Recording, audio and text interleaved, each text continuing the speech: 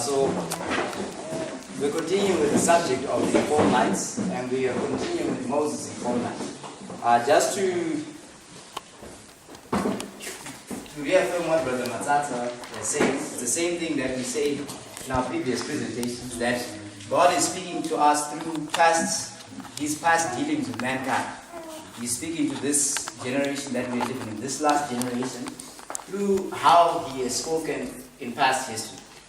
And for us to become acquainted with His voice, we need to look back in past history, and then we can be able to be acquainted with His voice. And it's very important to become acquainted with His voice, because Christ says, "My sheep, I know my sheep, and they know my voice." If you don't know the voice of Christ, it simply means that He doesn't know you, and we don't know Him. And I believe that none of us in here would want such a fate. So, while we're looking at the reform line of Moses, from the Bible, if we turn to Revelation chapter 7.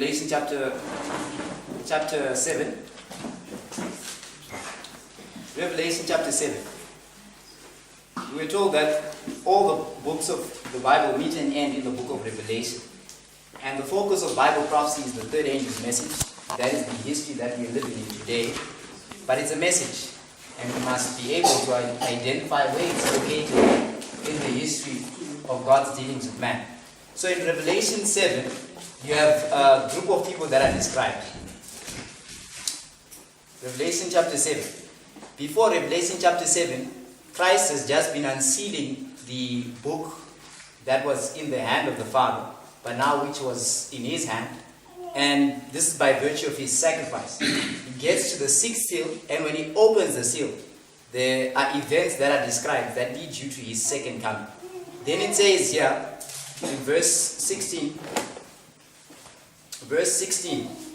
of Revelation chapter 6, it says, speaking of the men that are unprepared when Christ's second coming takes place, it says, and these men, they say to the mountains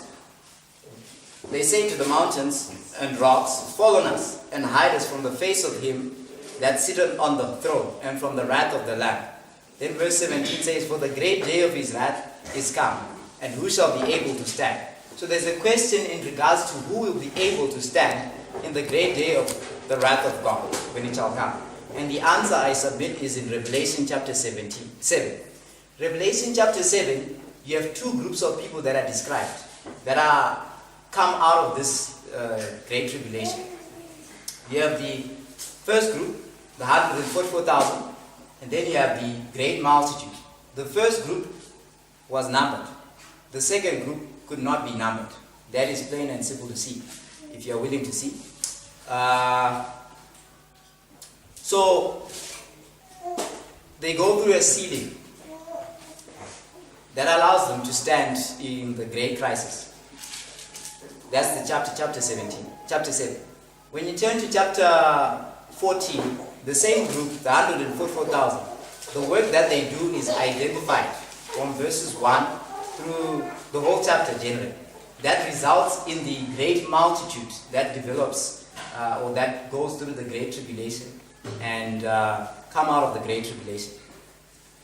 Revelation 14 says of these people, this 144,000, verse 1 to 4, it says, "And I looked, and lo, a lamb stood on Mount Zion, and with them 144,000, having his father's name written in their foreheads.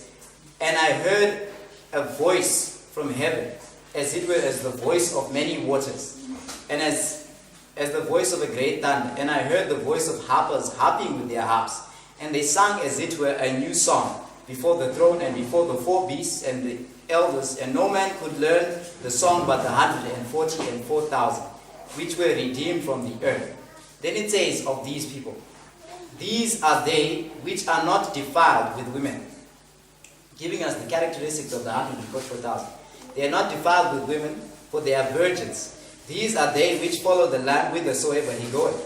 These were redeemed from among men, being the firstfruits unto God and unto the Lamb. In their mouth," verse 5, "and in their mouth was found no guile, for they are without fault before the throne of God. So these individuals, they have certain characteristics. One of the characteristics that is noted about them is that they are virgins. They are not defiled with women. Prophecy is understood figuratively. When he's speaking here, he's not talking about their chastity. They may be married people. They are going to be married people within the 144,000. Right? They are going to be children. They are going to be different people. Right? By God's grace. And I don't know the specific individuals. That has not been revealed in Scripture. But the characteristics have been revealed. They are virgins. What you need to keep in mind is that John, who is writing this book, was a disciple of Jesus Christ from the time that Christ was walking on the earth to the time that Jesus Christ came back and gave him a knowledge of the revelation of things to come of Jesus Christ. So when he speaks about virgins, this is Christ speaking about the 144,000 being virgins. Remember what Brahmatata told us in his previous presentation, is that when John hears the voice, it's from behind. He turns back. So when he's writing about these 144,000, what we also need to do is turn back to the experience of John. And do you see anywhere where Christ speaks about virgins, right, who are expecting to do a work for Christ in preparation for his coming? Yes, in his parables, right? The parable of Matthew 25. So if you turn to the parable of Matthew 25,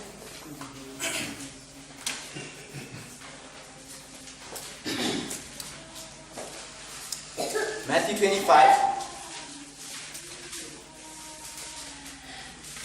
the parable of Matthew 25 is the parable of the 10 virgins. From verse 1 to verse 18. But before we read that, what you can't separate from Matthew 25 is chapter 24. The parable of Matthew 25 is set in the context of chapter 24. In chapter 24, the question that is asked by the disciples, which provokes Christ to give them this revelation of knowledge, is as follows. Matthew 24 verse 1. It says, "And Jesus went out and departed from the temple, and his disciples came to him to show him the buildings of the temple." Verse 2. "And Jesus said unto them, See ye not all these things? Verily I say unto you, there shall not be left here one stone upon another, that shall not be thrown down." Right? So the disciples come to Jesus Christ and they are asking about the temple. They say, "Do you see, Master, this great building, this temple?" Then Christ pronounces a prophecy regarding that temple. He says it's going to be destroyed. Not one stone will be left upon another. Do the disciples remain silent about that? No. He had just told them that the presence, the place that has been known for many centuries as the place of God's presence, was going to be destroyed. Then it says, verse 3, "And he sat upon the Mount of Olives, and as he sat upon the Mount of Olives, the disciples came unto him privately, saying, Tell us, when shall these things be? And what shall be the sign of thy coming, and of the end of the world?" So then they ask further, the more question. The question that they ask is, when shall the destruction of Jerusalem be? What are the signs that are going to accompany it? And when will be the end of the world? And the day of thy coming, the sign of thy coming. Those are the signs. So Matthew 24 is in response to that question. And he gives these signs sequence by sequence up until he gets to the point where he has identified all the signs that he can to the disciples. Now he is turning to their personal experience, the people who will witness these things. And he gives them the parable of the 10 virgins. Sister White, in Great Controversy, Sister White in Great Controversy 393, Sister White says that the parable of the 10 virgins represents the experience of the Adventist people. Right? That's what she says. So when you look at the parable of the 10 virgins, you're looking at a representation of the experience of you and I who are sitting in this room. Right? So, you know the story, right? We're all the virgins good, in a sense? They were good, right? Being a virgin is a profession of purity. You profess that you have not been defiled by any other religion or any other experience or teachings or false doctrines. Right? If you read Christ's Object Lesson, Sister White confirms that. She says that being the term virgins implies a purity of profession and unadulterated faith. And 7-day Adventists, by our profession, we profess to be the people that keep the commandments of God and have the faith of Jesus Christ, right? But there are other Adventist people who came before us who are present today. Sister White in Review and Herald, August 19, should be paragraph 23. She says that the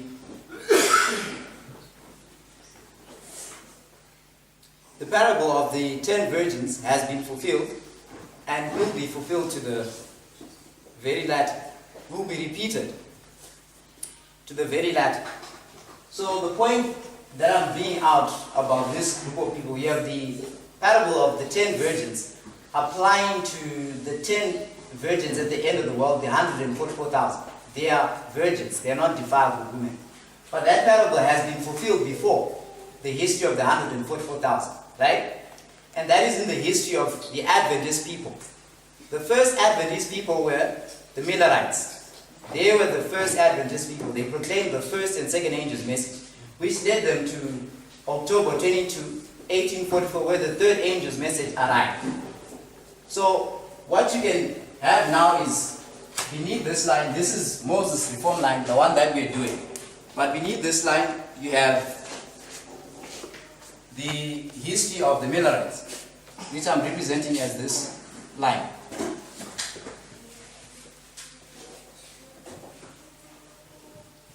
But we have already noted that the experience of the Millerites is represented in the parable of the 10 virgins.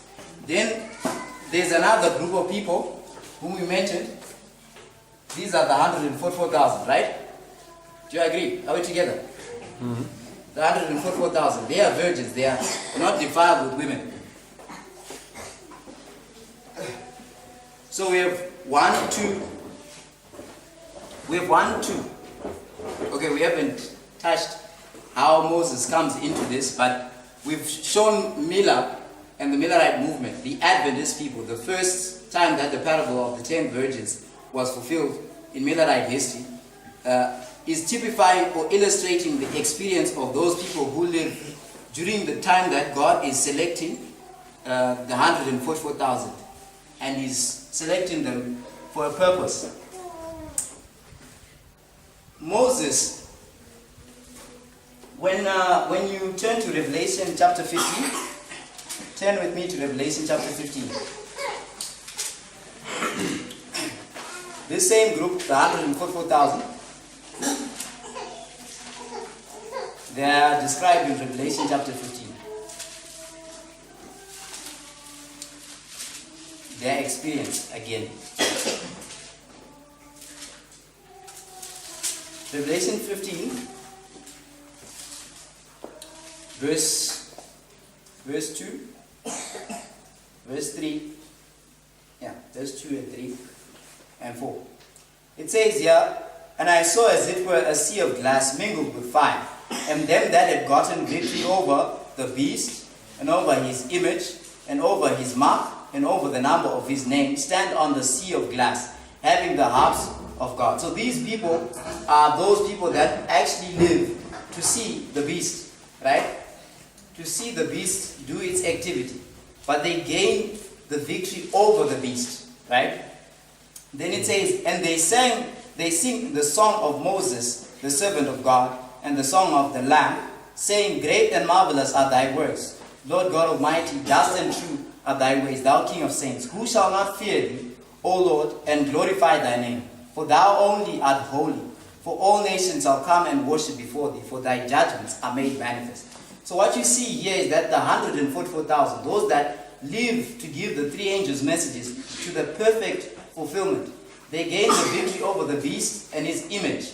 But at the same time, it is said that their experience, their song, is the song of Moses and the Lamb. Right? So not only was the parable of the 10 virgins fulfilled in Millerite history, and is it going to be fulfilled in our history, the history of the 144,000, but it's also fulfilled in the history of Christ and his disciples. Also in the history of Moses and his disciples. It's the same experience. Right? And this is the experience that we are showing by studying Moses' reform line. At a basic level, this is what we've seen. There's a time of the end for each of these histories that we've noted. For Millerite history, the time of the end was 1798.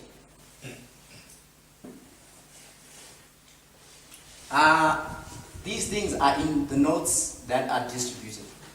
I'm simply not going to read most of the notes because the presentations that I have for this camp, they are not enough for us to go line by line, looking at each specification of each history. So I'm just going to give you a structure so that you can be able to investigate these things and continue to study. Because according to 2 Timothy chapter 2, verse 15, it should be 2 Timothy chapter 2, verse 15. We're meant to study to show ourselves approved of God, worthy workmen that need not to be ashamed, rightly dividing the word of truth. Right? So we need to rightly divide the word of truth, and that's how we show our approval of God. When you are rightly dividing the word of truth, you are thoroughly equipped for that which is going to befall you as an individual and as a church. So now, where we left off was in the history of Moses. After he instituted Sabbath reform, his message was empowered. And this was the foundational work for his time. But the activities of the enemies began with Pharaoh. When Pharaoh saw that Moses was doing the work of Jehovah, God, he refused to acknowledge Jehovah. And he said, you're making the people to work, to rest when they're neglecting certain duties. But in essence, they were not neglecting anything. It was that hatred that he had for Jehovah, that denial that he had for Jehovah, that caused him to fight against the foundation. Right? It was disturbing because Pharaoh believed that he was the incarnate son of God, son of Ra, really. The incarnate son of the sun God. Right? So to have another individual who comes to you and says that there's another one, a greater being than you, who's telling you to let his people go, and if you don't, your son will die. I don't know what was happening here in his own experience, but what can be seen is that he was in rebellion against God, and he manifests it by the activities of the enemy. Exodus chapter 5, that's where he says, "Yeah, idol, yeah, idol." So he manifests his discontent of the work that the reformer Moses of that time was doing by issuing a decree that would try and hinder the work that was going on. This activity of the enemy leads to the arrival of the second angel's message, the message that was the second phase of the work of Moses in that reform line. It says here, I'm reading from the notes, it's page 17 for those who have the notes. The last part where it says the second message. I'm reading the quotation, it's from Patriarchs and Prophets 258.3 to 259.1. It says, speaking of the decree that was issued by Pharaoh in response to the work of laying the foundations, the empowerment of the first angel.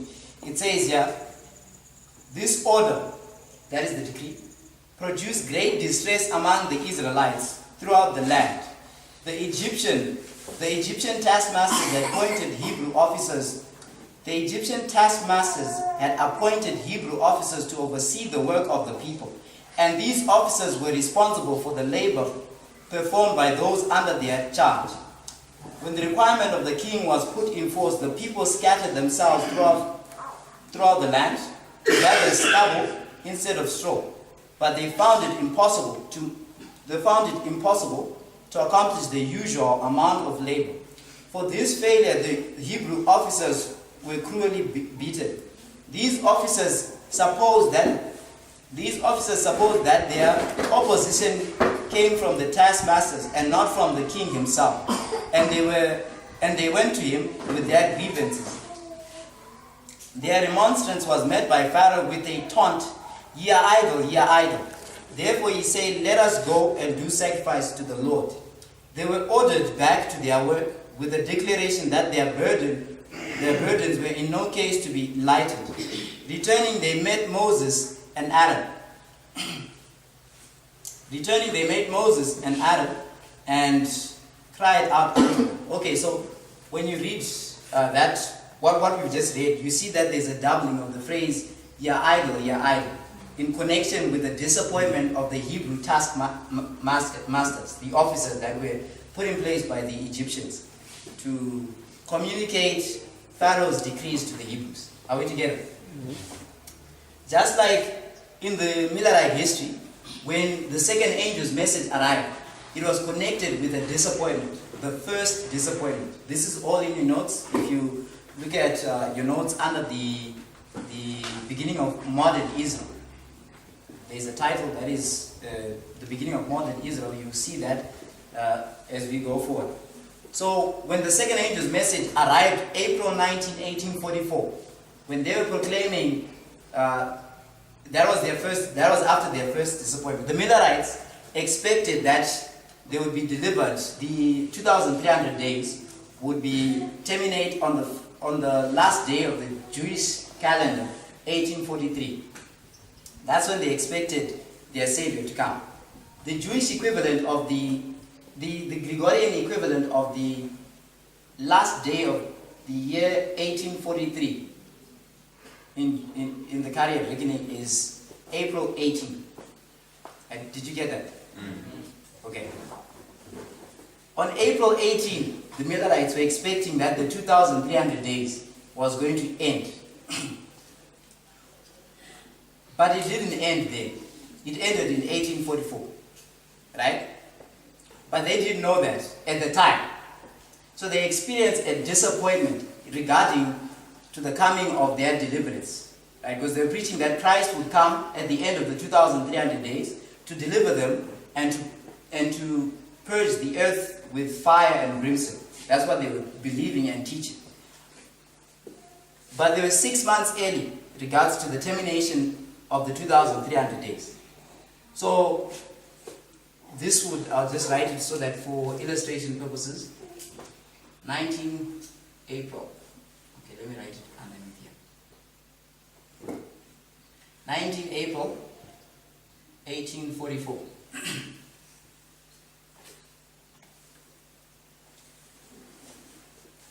This is where the second angel's message did its work in Millerite history. Babylon is fallen, is fallen. But it's marked by a disappointment. You see on the board I have a disappointment there marked. The Millerite expected their deliverance to be here because that's when they first thought the 2,300 days was going to end. When in effect it was going to end October 22, 1844.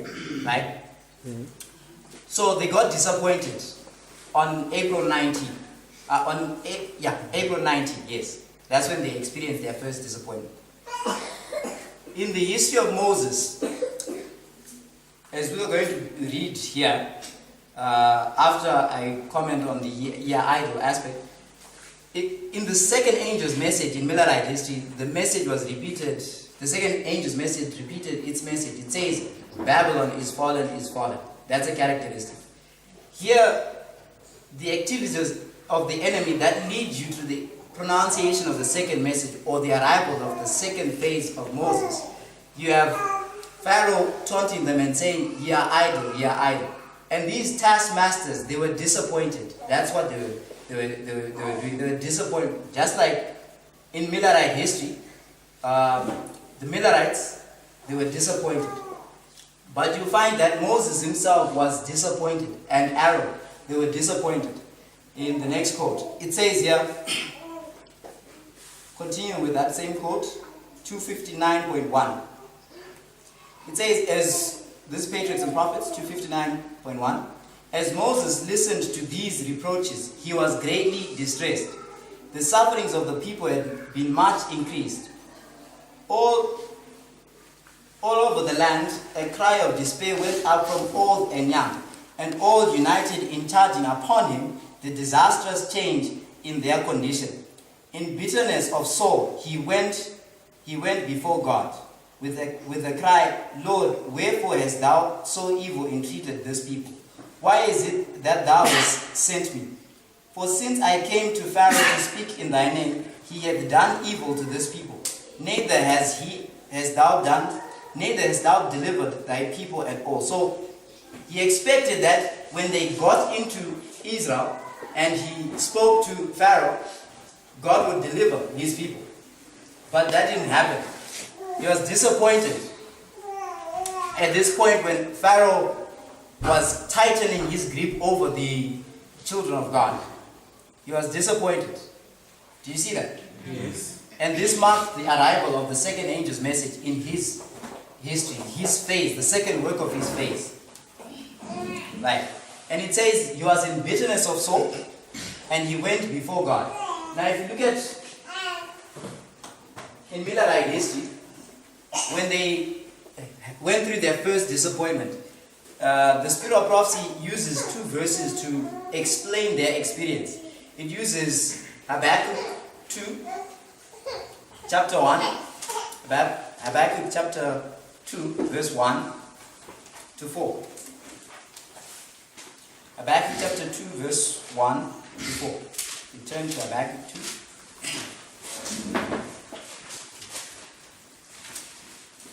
Habakkuk 2, verse 1 to 4. It says, I will stand upon my watch and set me upon the tower, and will watch to see what he will say unto me.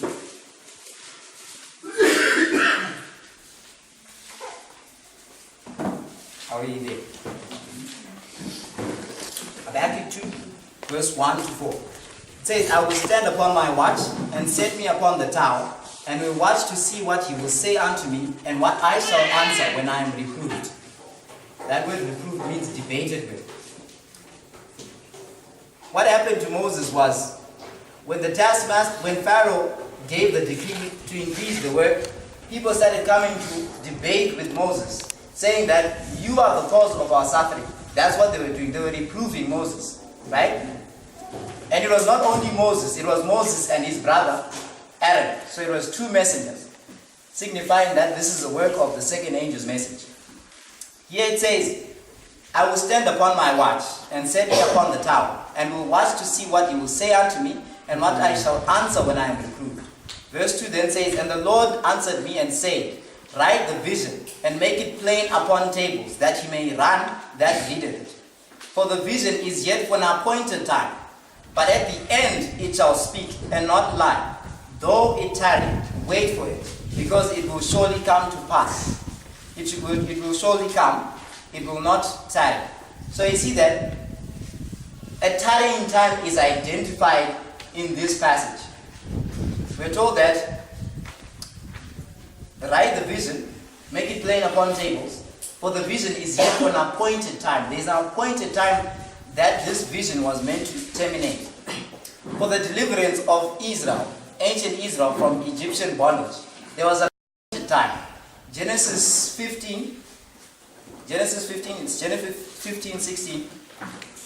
It was on the 144th day,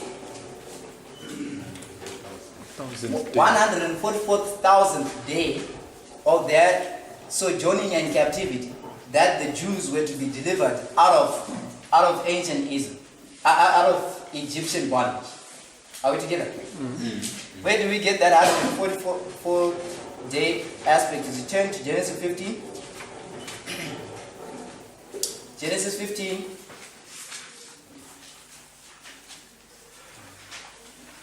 This is Genesis 15, verse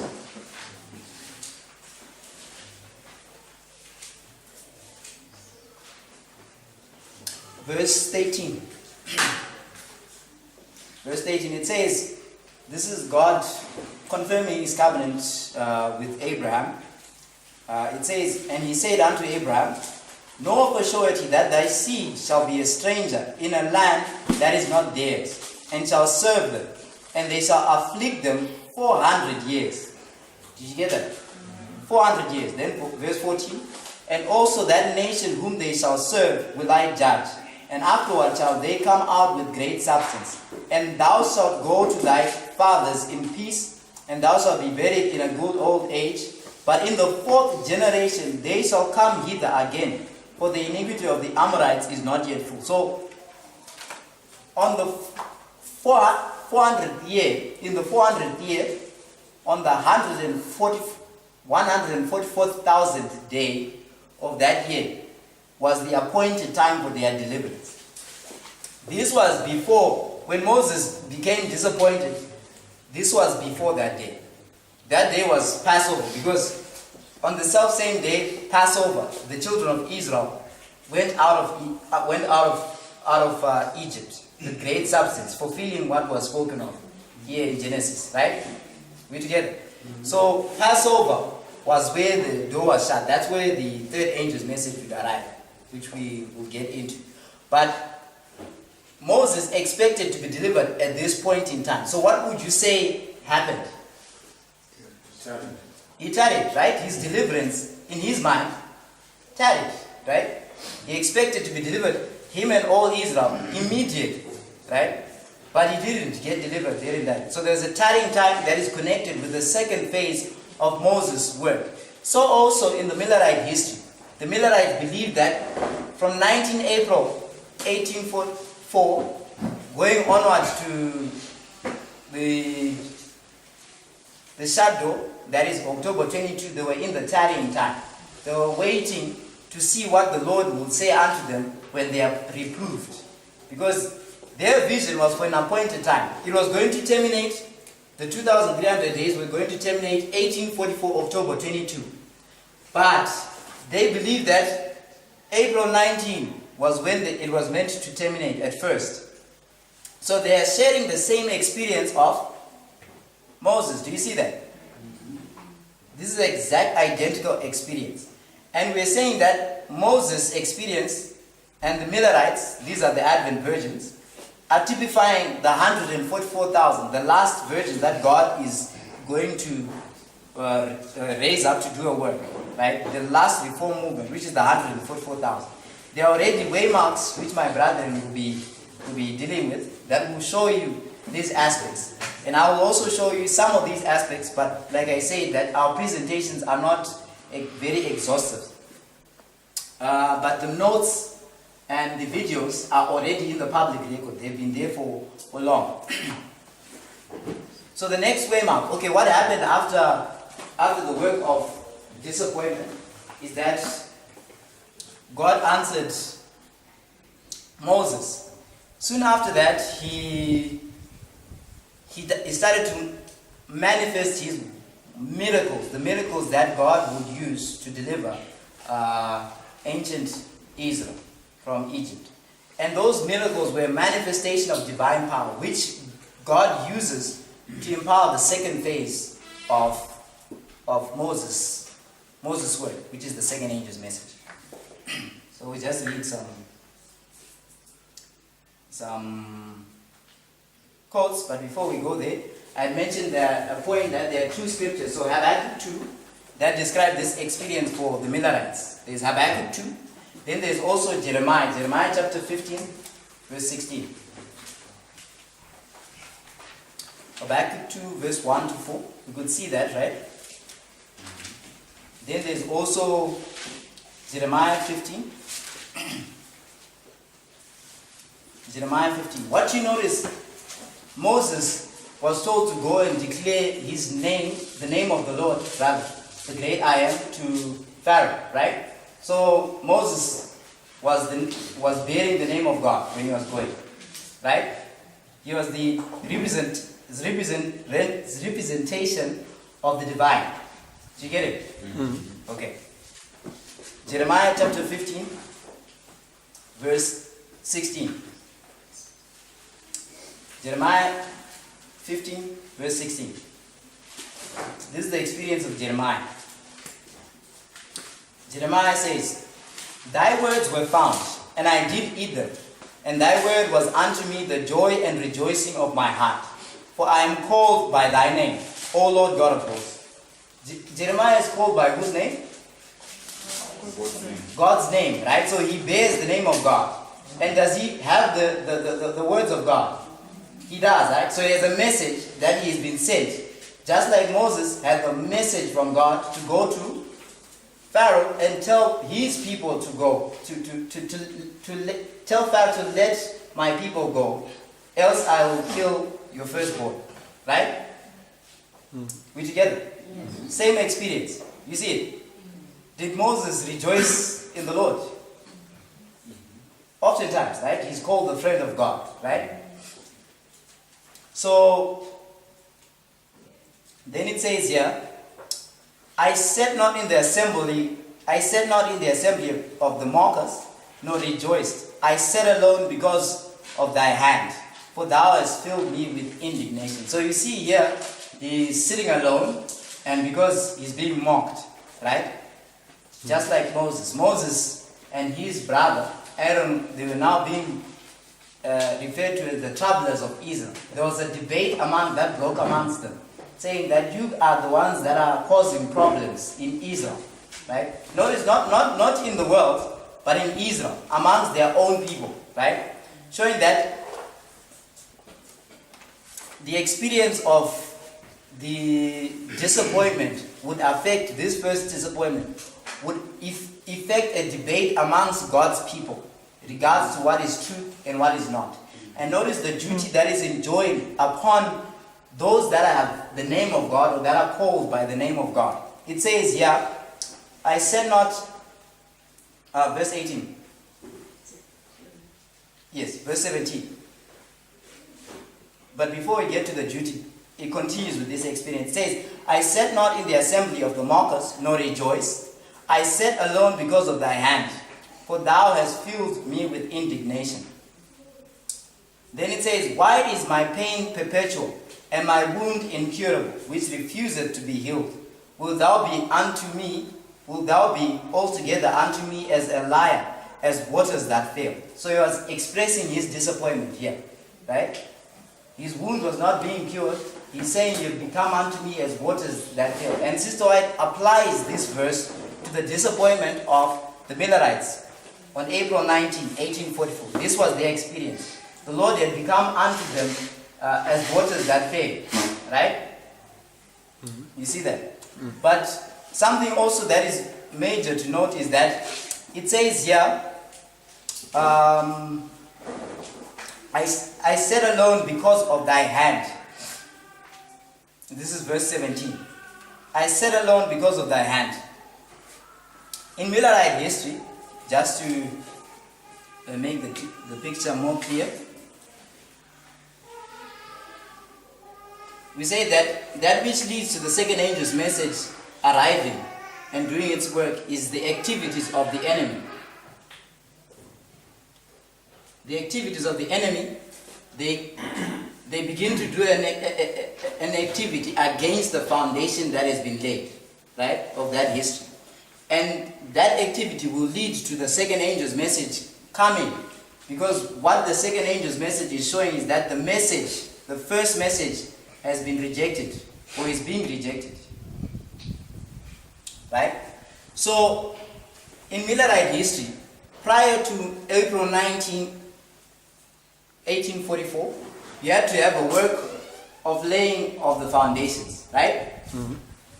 And we say that the foundations were laid when the first angel's message was empowered in Moses' history. So in Millerite history as well, the first angel's message, where it is empowered, that's where you have the foundational work being laid, right? That is 1840, sorry. I believe I mentioned this in the morning.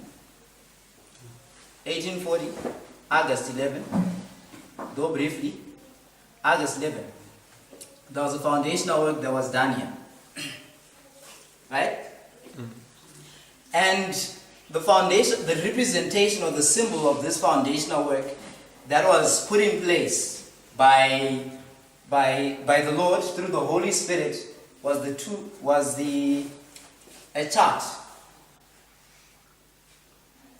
There's a chart that the Spirit of Prophecy speaks of. It's called the 1843 chart.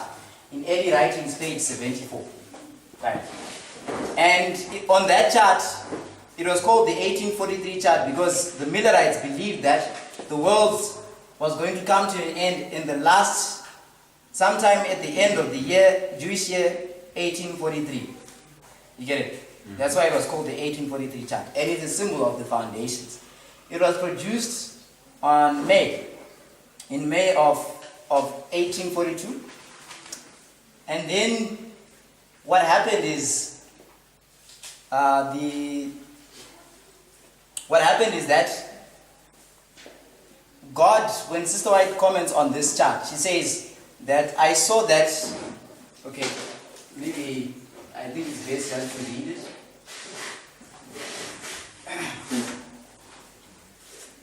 We're about to close a few minutes, so we'll end on this point. Early writings, page 74. My device here doesn't have e-state. Can someone open it quickly?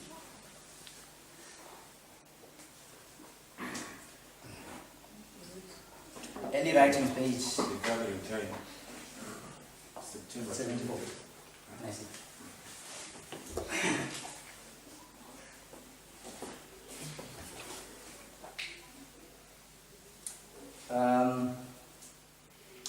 Yes, early writings, page 74. I don't know what paragraph here it is, but it's within the first paragraph for me. It says, I have seen that the 1843 chart was directed by the hand of the Lord. Did you hear that? The 1843 chart was directed by the hand of the Lord, right? And that it should not be altered. That the figures, it says that it should not be altered, that the figures were as he wanted them, that his hand was over and hid a mistake in some of the figures, so that none could see it until his hand was removed. Did you see that? The hand of the Lord caused the disappointment that took place in 1844. There's something that the hand of the Lord was withholding from the Millerites to understand, right? Until his hand would be removed. And in 1844, the same year, his hand was removed so that the people could see that mistake. It was shortly after. So you see that with Jeremiah's experience, he says that I have sat alone because of thy hand. It's identifying the same experience of the tarrying time in this history, in the history of the second angel's message, right? And the duty that is then enjoyed is this. Going back to Jeremiah chapter 14. Jeremiah chapter 14, verse 19. Jeremiah 15. Chapter 15, yes. Jeremiah 15. Thank you. Jeremiah 15, verse 19. It says, Therefore thus saith the Lord, if thou return, then will I bring thee again, and thou shalt stand before me. And if thou take forth the precious from the bow, thou shalt be as my mouth. Let them return unto thee, but return not unto them. Right? So you see what God says here. It says, if thou return. So there's a work of returning that needs to be done here. Right? Returning, I suggest to you that it's returning to the foundations. Right? And it's a study that we'll look at by God's grace when we're looking at our reform line. So, and then it says the duty that Jeremiah has in this experience is to separate the precious from the vile. Right? To distinguish between that which is true and that which is not true. And when he does this, God would make him his mouthpiece. That's what he's promised to do. Just like Moses was made the mouthpiece of God, because he was able to distinguish between what was wrong and what was Right. You see that? Okay. So, this experience, all these experiences are happening in our generation to a group of people in Adventism, to the whole of Adventism, not just a group of people, to the whole of Adventism. But the challenge is now deciding on who you are. Are you the other Israelites that are saying, no, you're causing the problem here, right? The other Israelites that were disappointed because their deliverance didn't come immediately when they expected it to come. Or are you Moses, who goes unto the Lord and cries unto the Lord, explaining or pleading with the Lord rather, for him to reveal his will for you and I today. And we, with corresponding works, we engage in a work of separating the truth from the Bible. These are the two classes that are being developed in this history, in our history as we speak. We haven't really pinpointed the waymarks because we haven't looked at our history yet, but what we're identifying are the similarities. So this is the study of this is where we end with the second angel's message for this time. Yeah, our time is up, so we'll just end here and we'll take up the study.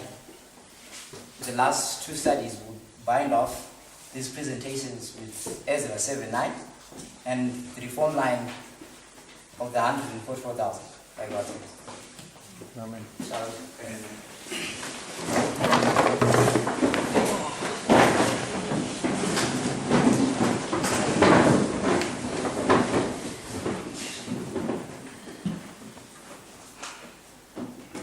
Dear Heavenly Father, we come before the throne of grace, weak and weary. We ask, Lord, that you may give us that yoke of yours, which you have said is light, and teach us to be meek and lowly. We ask, Lord, that you may help us to stand upon our watch and be the watchmen on the walls of Zion, separating the precious from the vile, being able to distinguish what is true and what is not, based upon your prophetic word, based upon your promises. This is possible for us because you have done it before for others in former generations. And you have not changed. You still see us as your people. You've loved us thus far. We ask that you may help us to respond corresponding to that love. We ask that as we break for lunch, that you may impress these thoughts upon us, help us to grasp these truths and to apply them to our lives. In Jesus' name we do pray. Amen. Amen.